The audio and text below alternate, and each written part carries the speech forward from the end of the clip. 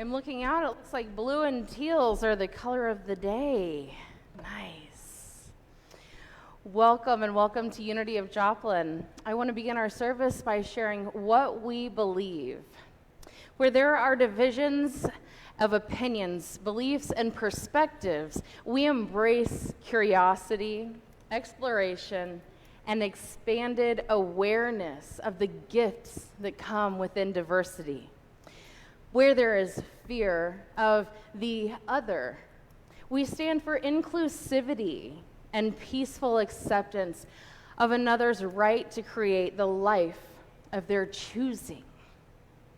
Where there is oppression or hatred, we stand for justice, understanding, and for extending compassion, kindness, and forgiveness to restore balance. And where there is any type of discrimination, we stand for all inclusivity and equality. So welcome and thank you for joining us here at Unity of Joplin this morning. My name is Rachel Barnes, and I'm the spiritual leader, and I'm also serving as our platformer today, or our service steward. So, to begin our service, I'd like for everyone to join along as we begin with Surely the Presence.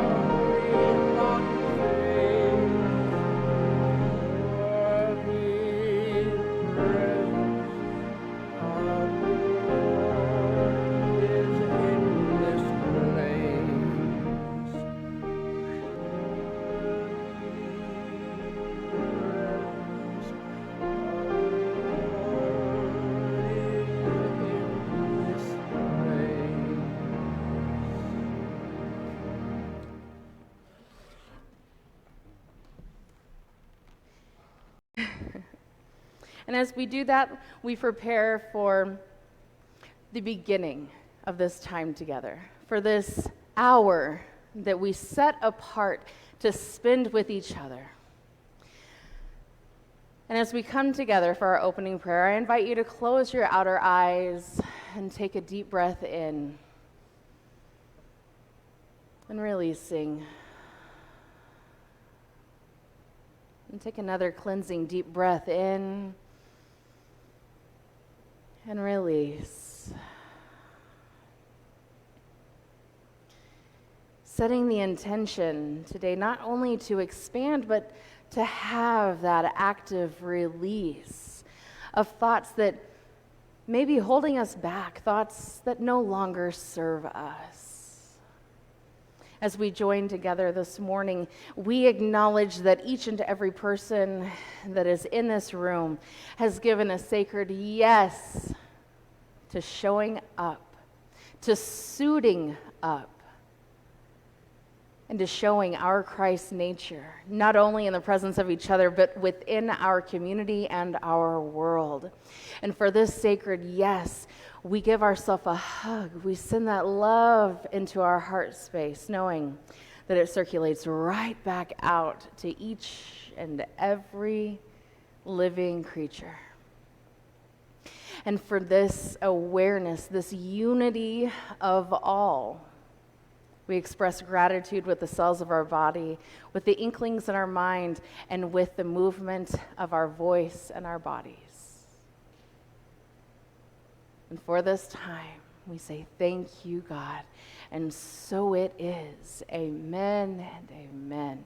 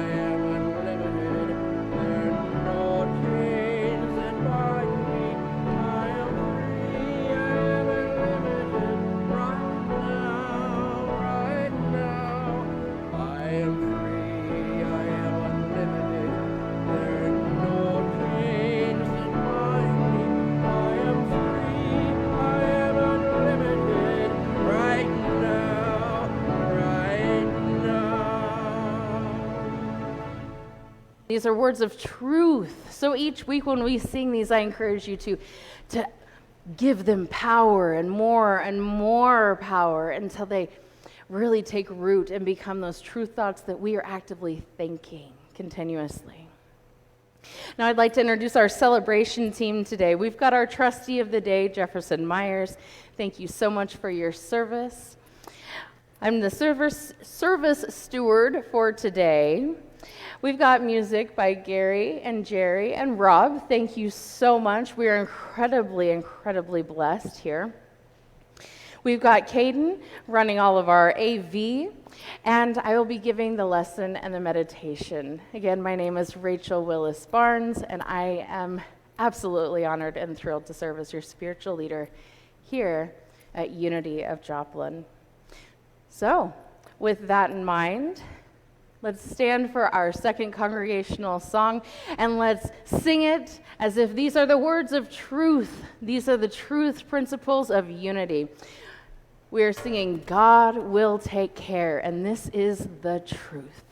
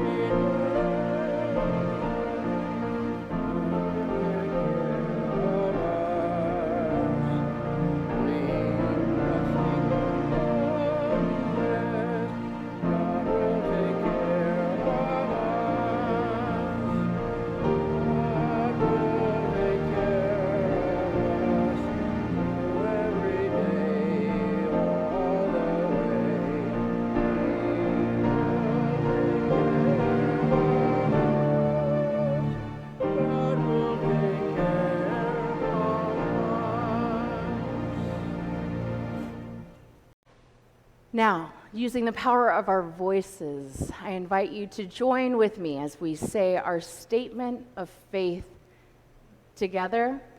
There is only one presence and one power active in the universe and in my life, God the good, omnipotent.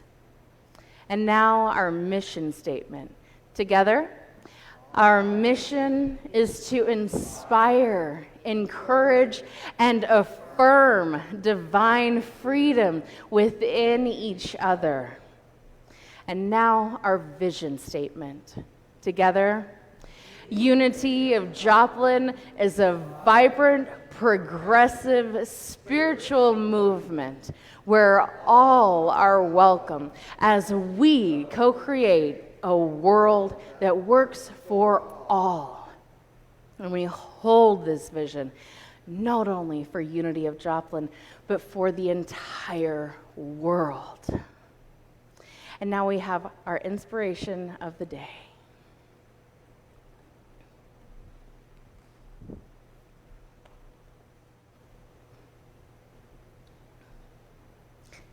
Oh, goodness gracious, right there. And the word is power.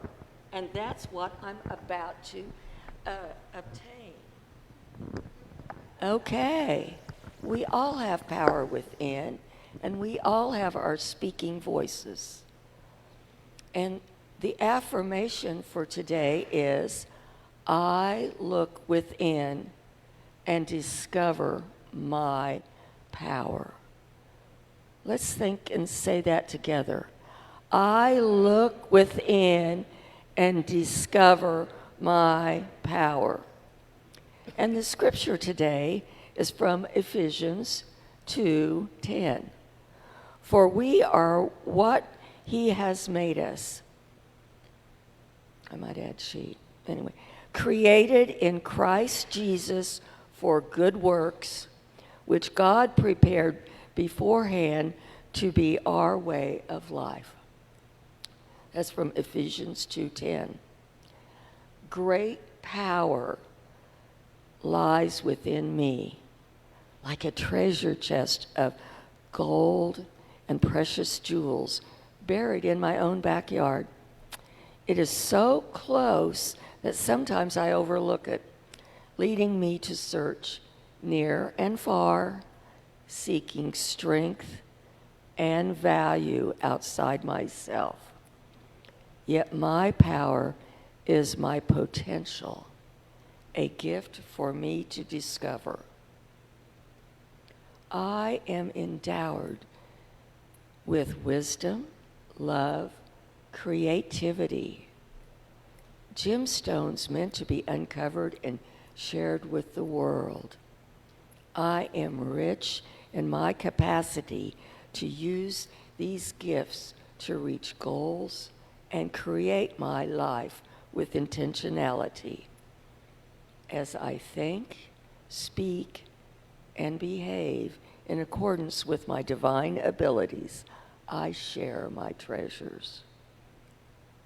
I bring into the light the hidden parts of myself, knowing my power comes from expressing my best self.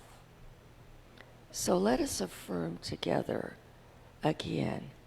I look within and discover my power. Let's say that real out loud. I look within and discover my power. And silently, quietly, I look within and discover my power. Yeah.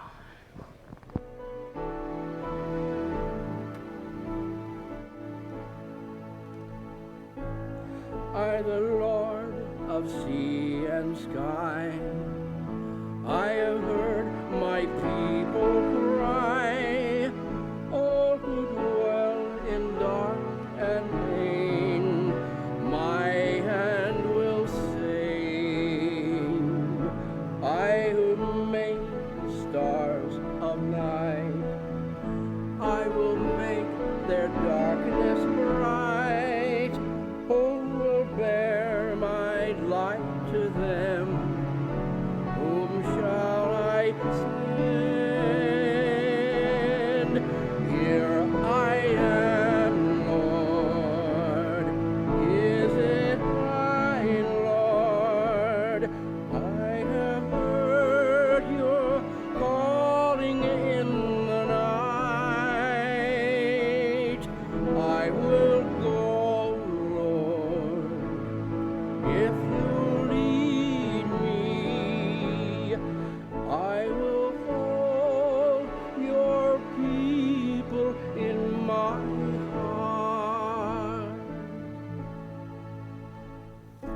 I, the Lord of snow and rain, I have borne my people's pain.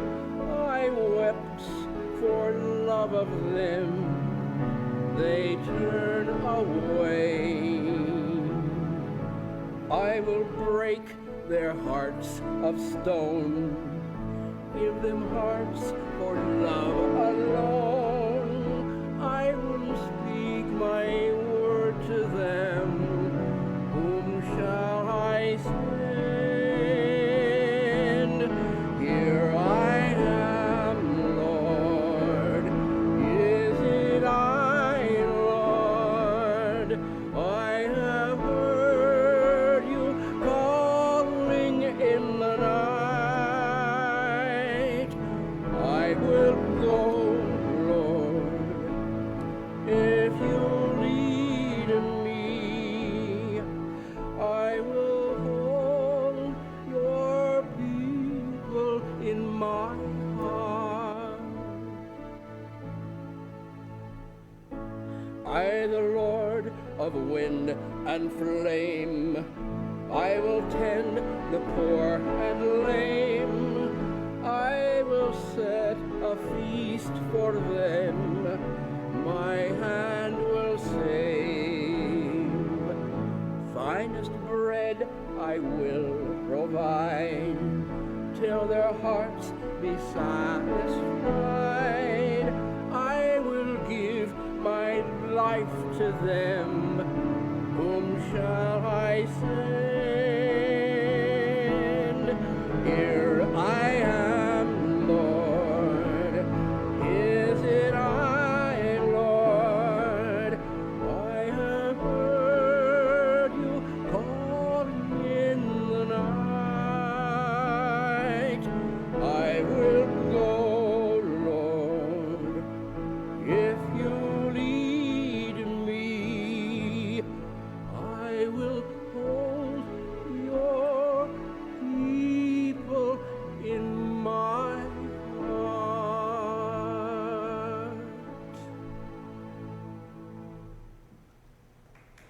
Whew, that's one of my favorites. So as we enter this time of meditation, I want us to keep those words that we just heard in the front of our awareness. These words, and we take that in. So I just invite you to, as we gently close those outer eyelids,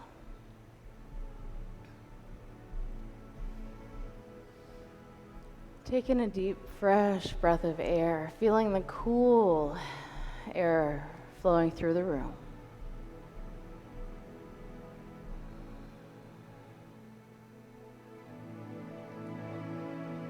We breathe once more in through our nose, and we release.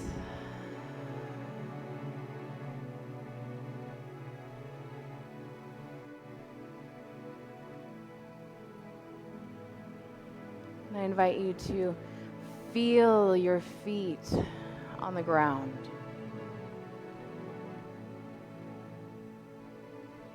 Wiggle your toes a little bit, but feel that grounding sensation.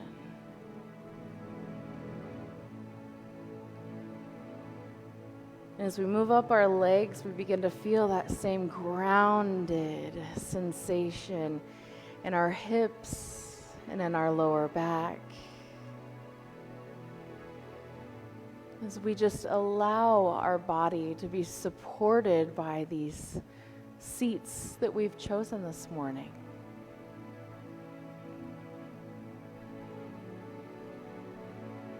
Continuing to breathe in that fresh air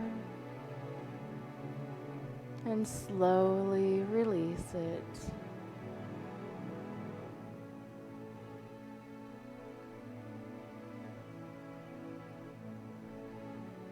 And as we do this, we fall into our own body's natural breathing pattern.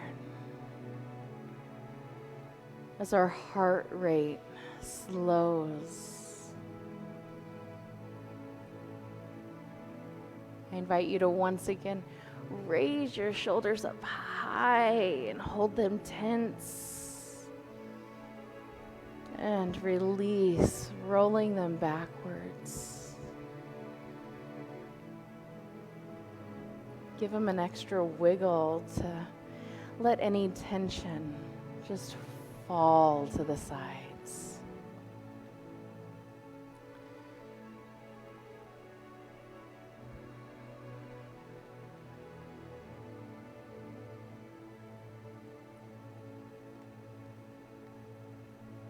And during this sacred time together this morning, we use our power of imagination. As we hear these words of breaking the hearts that are hardened like stone, for a moment, just imagine cracking open a rock. Something that seemed so rough and abrasive and dull and dark on the outside.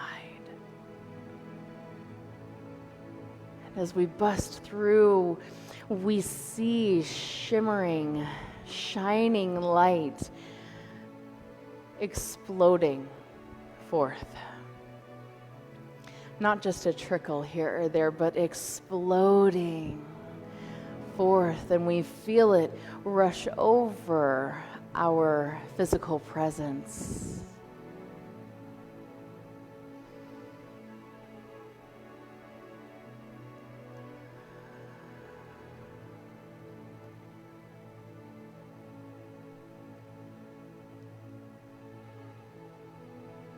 We do this as an act of symbology, knowing that each one of us has felt rough or abrasive or dull on the outside from time to time. But it is in that action of saying, "It is I, Lord. I have heard the calling in the night and the darkness. It is I, Lord, that stand here humble, ready, and willing to burst forth in my shining expression of you, of God, of all that is."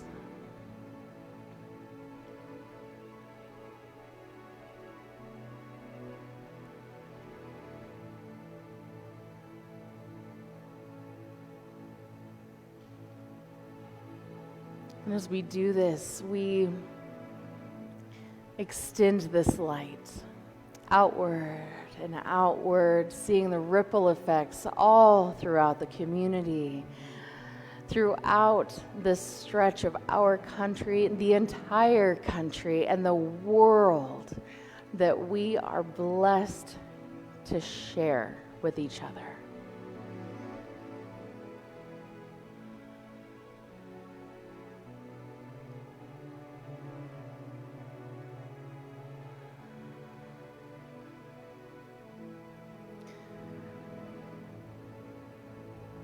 So with this light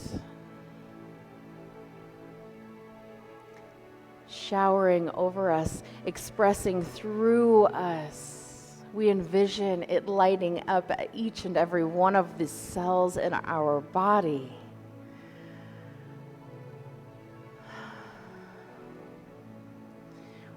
We imagine this light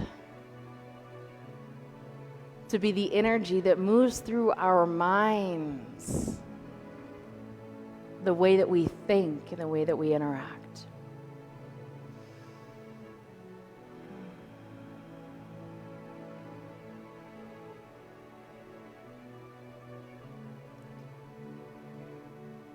And as we prepare for a time in the silence, we set our intention to be with the light. No need to carry any questions or concerns or thoughts into the silence. We carry the intention of being with this light, as this light.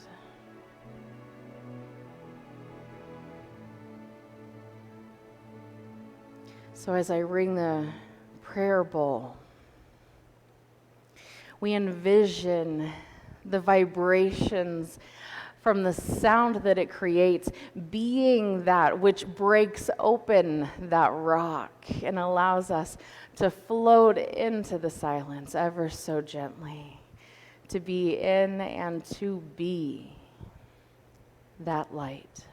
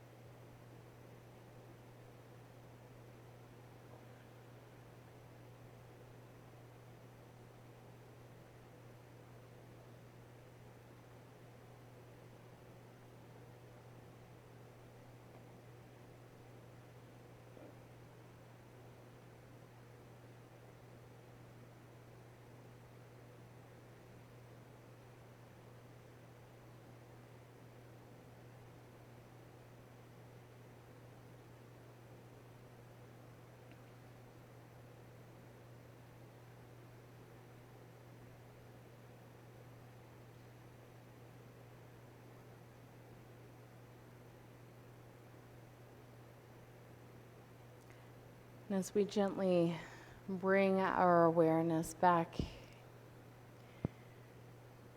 I invite you to bring that floating, that light feeling back with you.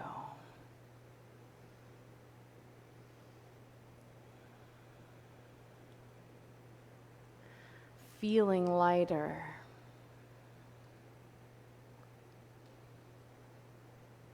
Knowing that we are being powerfully and gently guided by Spirit and all that is ours to do. That all of the right and perfect answers that we seek today and in each day to come are revealed in this lighter space, this space of greater capacity and openness of our minds and our hearts.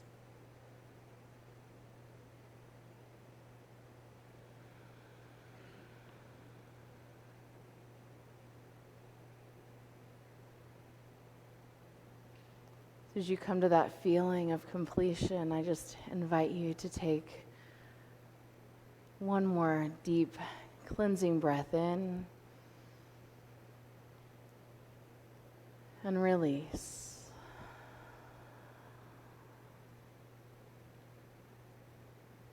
I invite you to give a smile.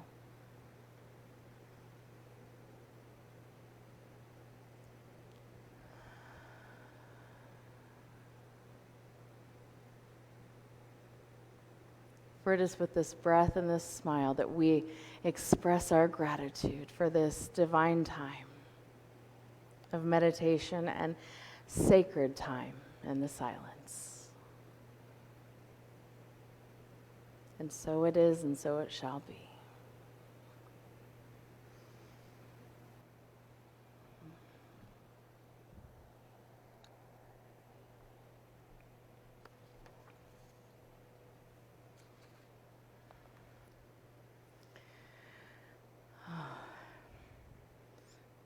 I feel like after 2 greetings, I might need to say, good afternoon. Now we are in week 2 of a 4-week series in which we're talking about the 4 agreements. The 4 Agreements is a book written by Don Miguel Ruiz. I do not have the picture up this week. However, we do have a link in last week's live stream in case anybody would like to purchase the book. I know that it's available on Amazon in many, many different forms. And it's a really, really great book to keep with you. I was talking with someone who shared that the last time they had read it was about 20 years ago as well. And I said, isn't it amazing how you can open something that you were so passionately reading, and all of a sudden it's a whole new book? I love that. I love how that happens. And that's one of the reasons why I chose July to be a book where we revisit, because the summertime is very busy. And this is a nice, fresh, pretty easy read. And I say that as someone whose brain processes with dyslexia, so I know we can do it.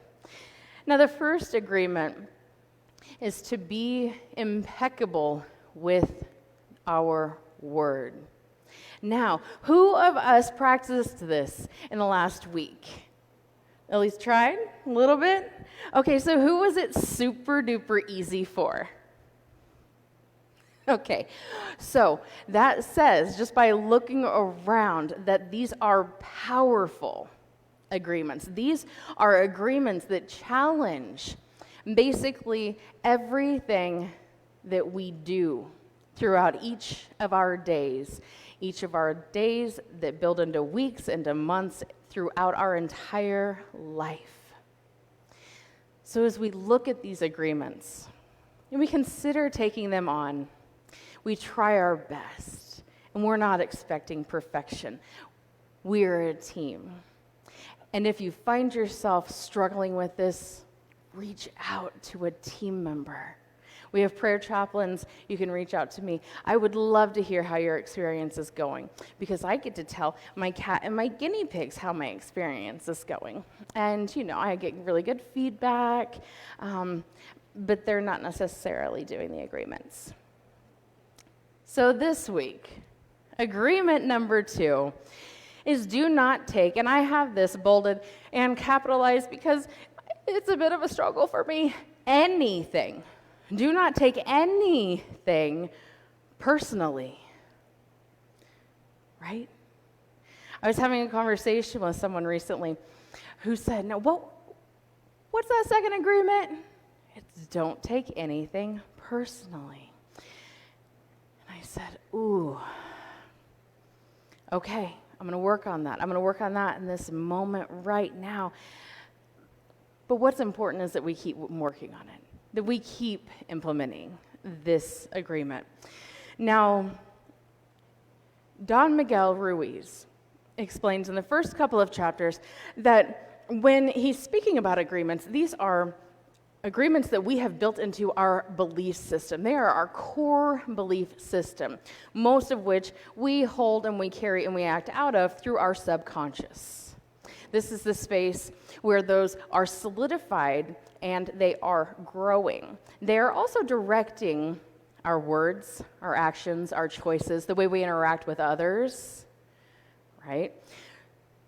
So his challenge is to set aside these 4 new agreements that may do something that I'll talk about later. It's called chemicalization. It may shake some stuff up within you, within your mind space, within your body experience.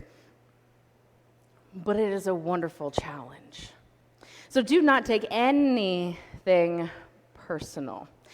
Well, Mr. Ruiz starts by saying that we become entrapped by this thing that we call personal importance or taking things personal.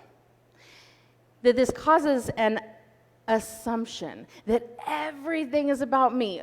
Well, he's not wearing the same color as me. He might have an issue with me. Well, there's nobody in the front row. They must not like me, right? So is this all about me? Did you get dressed thinking about me today? Probably not. And, my water cup's here. But I can't take this personally, right? Okay. So part of this is done through what he calls domestication. Now, when I think of domestication, I think, okay, kitty cats and puppy dogs are domesticated animals. Got news for you. So are we.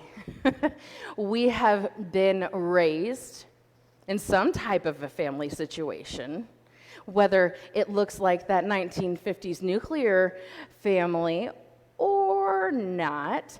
We've all been through this process of domestication in which we were taught to take things personally, whether we are aware of it or not. Now, I have it highlighted in beautiful pink on here because it's very, very important, and I want everyone to hear this, and then we are going to repeat it together. That nothing other people do is because of you. So let's say that together. Nothing other people do is because of you. He goes on to say, it is because of themselves that all people live in their own dream and in their own mind. Okay, I can get on board with that. Yes, I live in my own personal dream. I try and expand that to include all humans, all living life. But we do have a tendency to do this. We also have a tendency to try and impose our world onto other people's worlds. But I'm pretty sure, 99.9% sure actually, and Audrey, I'm sorry, I'm going to have to call you out on this one, that my world and my mind that I'm operating out of is nothing like what Audrey's world looks like in her mind. It's nothing like what she is living out of, because we've had different experiences in life in that domestication process and further on. We have to be aware of that. And boy, that step number 1 is tricky. Remembering that nobody else is thinking the same way we are, right? They can't read our minds, and they can't live exactly the experience that we had. I grew up with 3 other siblings. There were 4 of us. All 4 of us are completely different. We experience everything different. We remember everything different. Same house, same parents, completely different. So, we want to keep in mind that what others say, that what others do, and the opinions that they give are in accordance to those agreements, the belief system, that they have in their own minds, and that their point of view comes from the programming that they did receive during that domestication time, where we're listening to all the big kids around us. We're listening in to hear what the adults are saying. Now, talk about the use of imagination here. Mr. Ruiz says, you eat all of their emotional baggage. They're garbage. Well, he wants to do that. And now it becomes your garbage. So if we accept somebody else's bad attitude and say, ooh, That's probably because I wore flip-flops today. We can't go eating other people's garbage. No, because everybody is experiencing their own life. And the goal here, the whole purpose of opening the possibility of not taking anything personally means that we can find ourselves immune to all the spit-spats of personality that we find ourselves in when we experience that place of hell, of not in agreement. We become immune to that. We become that light that we felt during our time of meditation. We can float through without taking it in as our own. Now, one of the very, very important parts, and this is one of the harder, or I guess more challenging parts of do not take anything personally, is if someone walks up and says, I love your outfit today, or they say, that was a wonderful message. Do I get to take that personally? If I can't take anything personally, that falls under the umbrella of anything. Because I can't just take all these compliments and expect my brain to say, oh, okay, all of this is true about me. They know the truth about me because they can see how great I am. But when they see my faults, that's the truth of me too, because it's not. It is not the truth of you. We are all, like I said, experiencing life differently. Opinions have nothing to do with anyone except for the holder of the opinion. Well, that's powerful.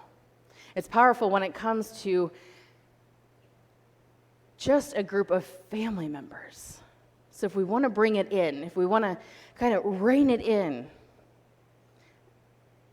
others' opinions have nothing to do with anybody except for the opinion holder and the agreements that were made, both unconsciously and consciously.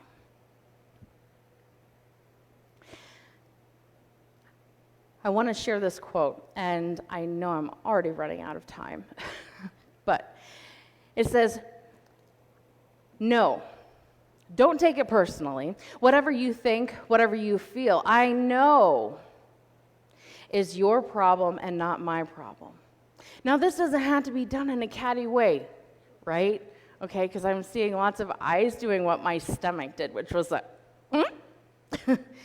right? It is the way that they see the world. It is nothing personal because you are dealing with yourself and not with me. Others are going to have their own opinion according to those belief systems. So nothing that they think about me is really about me, but it is about them. Now, with our power of imagination, the best way that this was described was that we can all create a movie within our minds, right? We are creative beings. We can create an entire movie in our mind, and in that movie, we are the director, we are the producer, and we are the main character, are we not? I know I've experienced this before. And everyone else is a secondary actor. Now, this is our movie. This is our own personal narrative of what we see in the world, how we see ourselves in the world, and how we're speaking to ourselves in this world. So the way that we see that movie is the way that we move through our agreements that we have made with life. It's something very personal to us. It's something no one else will fully ever be able to see. So when you are having someone else's movie projected onto you, like when films used to be projected onto a screen, okay? It is their movie. Whatever people do, think, feel, or say, try. This week, let's just make an attempt to not take it personally. Because there's that tricky part. There's the good or the bad that don't take anything personally. Now, if you live without fear, if you live with love, which is our goal here, there is no place for any of these emotions, for any kind of a reaction that says, oh, I didn't like the way that they said that, or looked at me, or tilted their head at me. We can really take a whole lot of things personally, can we not? Right? It's easy to do that. But if we live without that fear, there is no place for those emotions. If we don't feel any of those emotions, it is logical that we will start to feel better, healthier, a new life force moving through us. And when we feel good, things around us start to look and feel good. And when everything around us is getting better and moving into this space of great, everything has a potential of bringing happiness into our experience. We have a greater capacity to be loving in everything that is around us. There is a potential to become more open and accepting and inclusive. And is this not the goal of humanity on a bigger scale for our entire planet? This is my vision for our world. And something very powerful to remember. And I hope we can remember this. If not, go back, watch this little blip. It's to remember that even opinions that you have about yourself, we tapped into some of those last week with being impeccable with our word, even with ourself. Even those opinions that you have about yourself may not necessarily be true, right? Because these are beliefs that were created during that time of domestication. And we've grown, and we continue to grow, and we continue to expand in our spiritual evolution and understanding deeper that we are an expression of God, that we are children of God. Therefore, we do not inherit sickness, evil, sin, hell, and damnation. We inherit the light that God is. Our minds are a very powerful place. Within our minds, there is more than one dimension that we are working with. So as we take this challenge on this week, this agreement number 2, we may feel some different things tugging at us. We may hear some different things. I know that as I've practiced this, as well as brought in, don't take anything personally and speak impeccably. That I still have some nagging thoughts saying, yeah, but what about what they did, and what about what they said on Facebook, and but look at their picture on Instagram. Obviously, they're happy, and I'm not a part of it, so they don't like me. Okay, we've got a lot of thoughts happening up here. So my number one goal for everyone this week, my number one goal, is to take what Don Miguel Ruiz explains as the mitote, which is part of the Toltec tradition.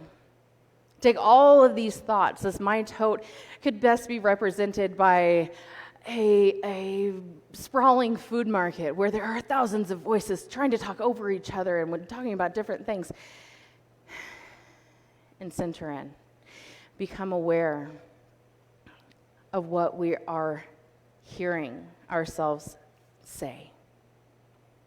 Because these are little agreements that are speaking up and they are screaming out to be heard. And that thing that I said about chemicalization, when we listen to those truth thoughts and we say, oh, yes, yes, yes, I go with this, I agree with this. I will not take anything personally, whether it's positive or negative. I know the truth of me. I know that I am a shining, brilliant, radiant expression of God, and nothing can dampen that. And I also know that when I have a bad day, it's nobody else's fault. Okay? We quiet those thoughts down. We quiet it down. One thing that I would suggest that's really helped me in following Ruiz's advice is calm these things by making an inventory of the agreements that we have, the agreements that we are aware of. And during our meditation time, call on those beliefs that we may not be aware of, that may be sitting in that subconscious area, just ready to be worked with. Call on those, make an inventory, and see what we need to uncover in order to settle conflicts in our mind. Settling the chaos. And we do this for freedom. We do this because it empowers us to avoid spaces of anger and jealousy. These will dissipate as we practice this more and more. So just imagine. Okay. Right now I'm taking myself back to middle school, but the whole world could be gossiping about you, right? Or you think that they're gossiping about you because it's all about you, right? But you don't have to take it personally. Because when you stop taking it personally, you are immune. So, someone could really look at you, give you the stink eye, and you've got that shield of love up because you know it's not about me. It's not about blaming anyone, but it's not about me. So we send our love, we acknowledge that we are one in spirit. And with this agreement, 75%, y'all, I'm not a math person, but this is a big, big number. 75% of those teeny tiny agreements that we have sitting in our subconscious minds, those are the ones that are keeping us trapped. Those are the ones that are holding us back. And those are the ones that can be tapped into when we make the attempt to stop taking things personally. Now, I do encourage everyone to take a look at this chapter, to dive into it, to spend more time with it, because I clearly do not have enough time.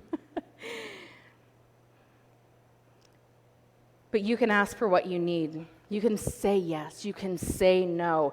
And whatever you choose, just like we talked about last week, choose it without guilt or self-judgment. Follow your heart always, knowing that that is your intuition guiding you.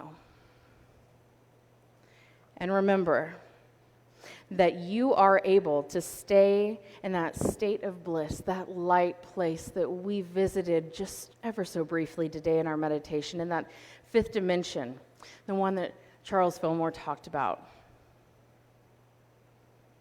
That hell will never affect us. It can never bring us down when we stand on the truth of who we are and we remember the truth of who we are.